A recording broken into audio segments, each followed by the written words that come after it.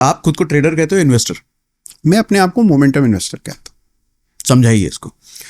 देखिए, momentum investing is different from value investing. जो आमतौर पर जब हम इन्वेस्टर कहते हैं ना, तो इन्वेस्टर का मतलब वो होता है जो पैसिव हो बहुत। जैसे मान लीजिए आपने एक प्लॉट खरीदा, प्लॉट खरीद के उसका रोज रोज तो आप दाम देखने जाते नहीं, ना ही उसके रोज रोज पता करते हैं। तो आइडिया क्या है कि प्लॉट खरीदा, अब वो प्लॉट कभी प्रॉपर्टी डीलर का फ़ोन आया तो उसने बोला रेट बढ़ गया, आप उस समय आपको याद आया कि हाँ मेरे पास प्लॉट है, और आपने दाम सुना और आपने कहा नहीं बेचना है। That is investing where you are passive. एक है एक्टिव इन्वेस्टिंग, जहां पर कि आप रोज देख रहे हैं दाम, आपके पास एक एग्जिट स्ट्रैटेजी है, एक एंट्री स्ट्रैटेजी है, आप कॉन्स्टेंटली स्टॉक चर्न कर रहे हैं, तो वो एक्टिव इन्वेस्टमेंट है। तो I am an active investor, I am not a trader but I am an active investor. तो उसको हम मोमेंटम इन्वेस्टिंग कहते हैं।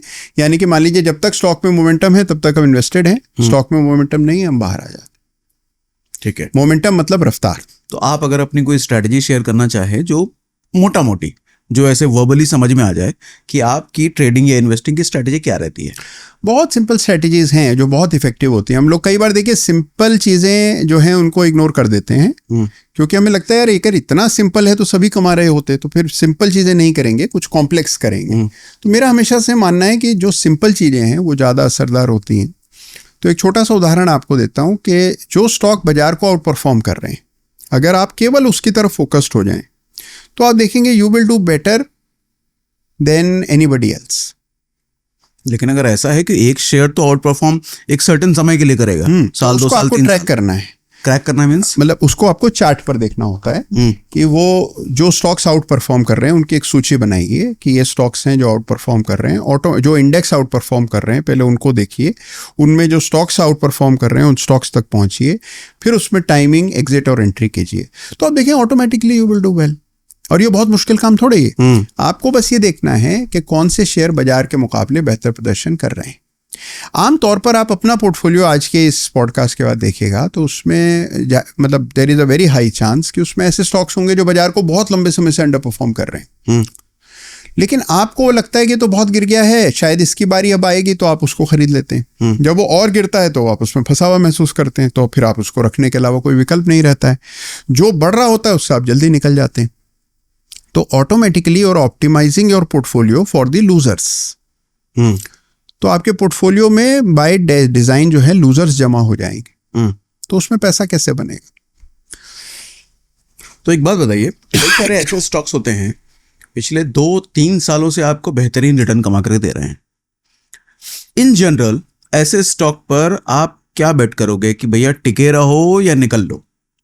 नहीं देखिए, जो लंबे 2-3 सालों से कमा के दे रहे हैं, अच्छा खासा दे रहे हैं। There has to be a plan.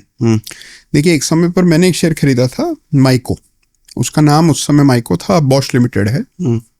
बहुत समय तक बहुत आउट परफॉर्मेंस दिखाई, बहुत अच्छा स्टॉक था, मेरा फेवरेट शेयर था। लेकिन एक समय आया जब उसकी परफॉर्मेंस साइडवेज हो गई, स्टॉक में एग्जिट के सिग्नल्स आए और उससे आप निकल आए।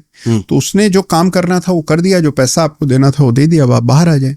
तो ये मत सोचिए कि ये शेयर खरीदा है तो जीवन पर्यंत इसी के साथ रहेंगे।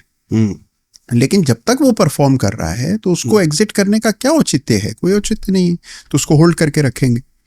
लेकिन हमसे वो होल्ड करके रखा जाता नहीं है, यह है सवाल।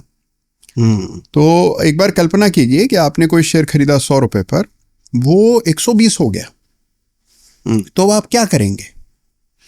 ठीक है, 80-90% लोग वो 20 रुपए का मुनाफा बर्दाश्त ही नहीं कर पाएंगे। ठीक है, तो आप क्या करेंगे? सबसे पहले आप जाके बोलेंगे 20 रुपए आ रहा है, इससे पहले हाथ से निकल जाए, बुक कर लेते हैं। तो अब आपने कैप कर दिया 20 रुपए। अब 20 रुपए से ज्यादा तो आप चाह करके भी हासिल कर ही नहीं पाएंगे ना। तो profit are capped, losses are uncapped. अब 100 का शेयर मान लीजिए 80 हो जाए तो क्या करेंगे? रखेंगे, एवरेज करेंगे, वो 60 का रह जाएगा तो और खरीदेंगे, तो वो 40 का रह जाएगा, फिर आप भूल जाएंगे।